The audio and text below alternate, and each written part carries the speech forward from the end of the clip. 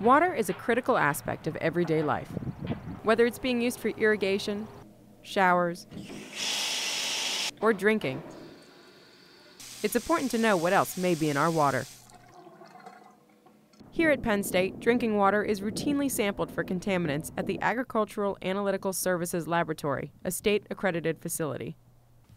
Brian Swisstock, the Water Resources Specialist at Penn State Extension, says there are certain signs people should watch out for that may mean their water is contaminated.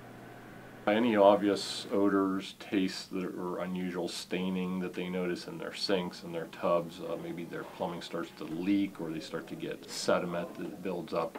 Those are common reasons that people test. The unfortunate thing is most of the things that hurt you in water you don't actually smell or taste. Swisstock recommends people with private water supplies to check their water once a year.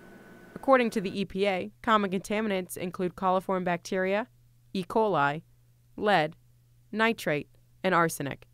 Bacteria are the most common impurity and can lead to health risks. Dr. Chobi DeBroy of the Department of Biomedical Sciences says the bacteria E. coli is present almost everywhere and can cause a variety of health issues. Some of these bacteria are good, but some of them cause diseases. A person can fall sick and they can be really having diarrhea, cramps, pains, and all kinds of problems. Penn State's water comes from a public supply located past North Campus. Although public sources often test for quality control purposes, toxins such as copper and lead can occur in individual buildings if the pipes are old and corroding. For people who want alternative ways to test their water, you can either buy a do-it-yourself kit online, or you can come to your local hardware store, much like Home Depot here, and get one of these free mail-in lab test kits. I decided to check the water in Atherton Hall using a home test kit purchased online.